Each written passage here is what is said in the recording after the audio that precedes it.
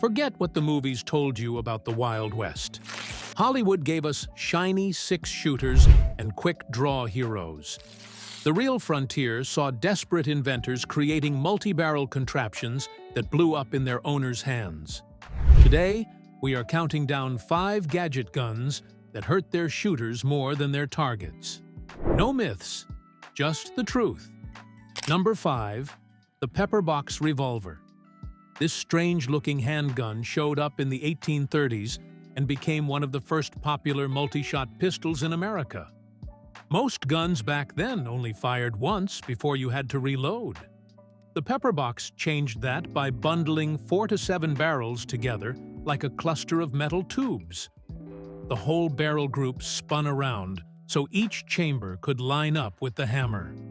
Ethan Allen of Massachusetts built thousands of these guns through his company, Allen and Thurber.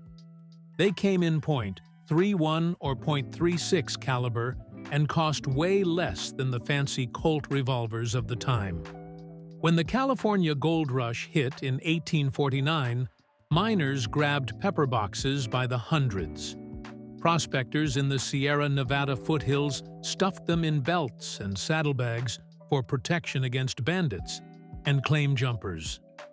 The loading process seemed simple enough. Pour black powder into each barrel, push a lead ball down on top, and stick a small copper cap on each nipple at the back. Pull the trigger, and the hammer would strike one cap, firing that barrel. Here is where things got ugly. The biggest killer was something called chain fire. When one percussion cap went off, the flash could jump over and ignite the caps sitting right next to it. All those barrels would explode at once. The bullets flew forward and missed the shooter, but the wall of flame and hot gas blasting sideways burned hands and forearms badly. Many pepperboxes had zero shielding between those sensitive caps. Accuracy was another joke. That heavy cluster of barrels made the gun tip forward like a brick on a stick. The hammer blocked any chance of aiming down sights. Beyond 10 yards, you were just throwing lead and hoping. Dust from the trail jammed the rotating parts constantly. By the mid-1850s, better Colt revolvers pushed pepperboxes aside. Surviving examples sit in collections at the National Firearms Museum and the Autry Museum of the American West. For about 10 years, though, thousands of frontier men trusted these guns, and plenty paid the price in burned flesh. Number 4. The volcanic pistol. Horace Smith and Daniel Wesson. Yes, those Smith & Wesson guys built this gun in the mid-1850s. They wanted a true repeating pistol that could fire multiple shots without reloading each chamber by hand. The volcanic used a lever under the barrel that you would drop down and push back up. That motion kicked out the spent round, loaded a fresh one from a tube magazine, and cocked the hammer. Some models held 6 to 10 rounds in .31 or .41 caliber. The company went bankrupt in 1857 after making roughly 5,000 units. A businessman named Oliver Winchester bought up the pieces and eventually turned the design into the famous Henry rifle and Winchester lever actions. Those later guns used proper brass cartridges. The volcanic did not. The volcanic fired something called rocket ball ammunition. This was a hollow base bullet with powder packed inside and a primer at the back. No brass case wrapped around it. The .41 caliber version pushed bullets at only 260 to 300 feet per second. Modern .22 rimfire pocket guns hit harder than that. Historical reports mention the volcanic could singe eyebrows from gas leaking out the back, but failed to stop attackers at any real distance. Reliability was awful. The lever mechanism bent and jammed when dirt got inside, which happened constantly on dusty frontier trails. Gas leaked backward and burned faces. Damp weather killed the moisture-sensitive rounds.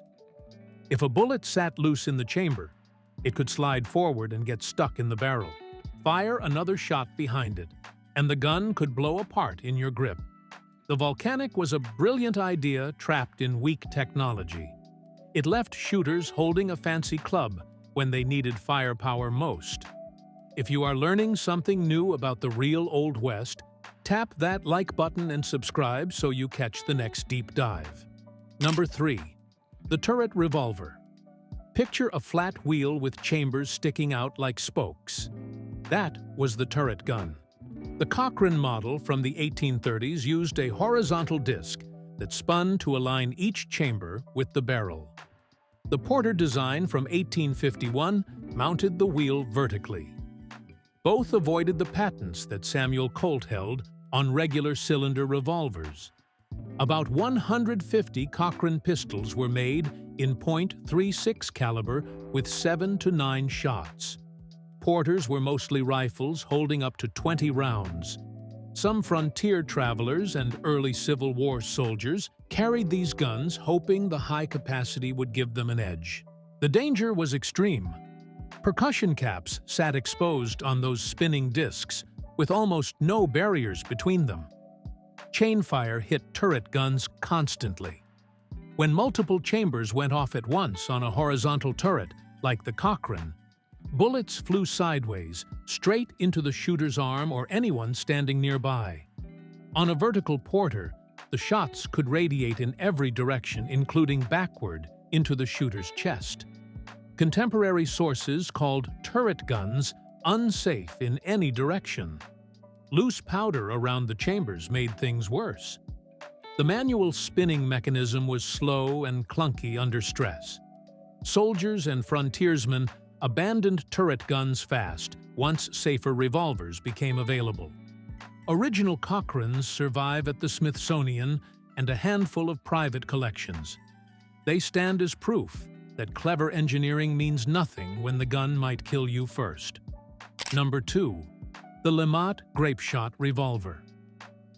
Jean-Alexandre LeMat patented this beast in 1856, and it became a favorite of Confederate officers during the Civil War.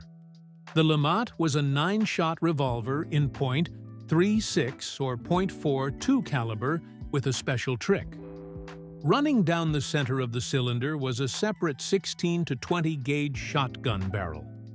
Flip a selector on the hammer nose, and you could switch from pistol rounds to a blast of buckshot. About 2,900 were manufactured in Belgium and France, then smuggled through Union blockades.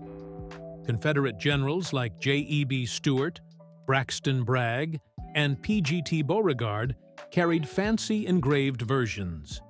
After the war ended, some Lamats drifted west onto the frontier. The two-in-one design sounded amazing. Pistol fire for distance, shotgun blast for close-range chaos. Reality was harsh. The Lamatt weighed over 4 pounds fully loaded and hung awkwardly in the hand. Recoil from those heavy powder charges punched hard. The selector switch could shift under the stress of combat and fire the wrong barrel when you least expected it. Loading took forever since you had to fill 9 chambers individually, plus pour powder, and shot down the smoothbore center barrel. No Army-issued standard ammunition, so owners had to cast their own lead balls. Wartime production quality was spotty. The complex mechanism broke down under hard use. Beyond 40 yards, the pistol rounds scattered wildly. In a fast draw situation, fumbling that heavy, awkward frame got men killed. The Lamatt looked impressive, hanging in a holster. Getting it into action reliably was another story. Surviving examples can be found at the American Civil War Museum in Richmond and the Texas Ranger Hall of Fame. Number 1. The Colt Walker. Samuel Colt teamed up with Texas Ranger Captain Samuel Walker in 1847 to build the most powerful black powder revolver ever made. This .44 caliber monster held 60 grains of powder per chamber, nearly double what other revolvers of the time could handle. Only about 1,000 were manufactured for the Mexican-American War.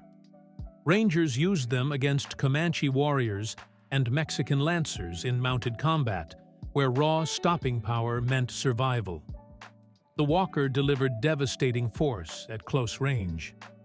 The problem was, early 1840s, steel could barely contain those massive charges. Cylinder ruptures happened constantly. Soldiers overloaded chambers beyond the recommended 50-grain maximum. Powder spilled across chamber mouths created overpressure. Some men loaded conical bullets backward by mistake, creating even more dangerous pressure spikes.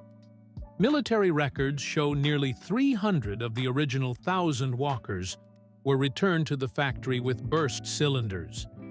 When a cylinder let go, jagged steel fragments ripped through hands and faces.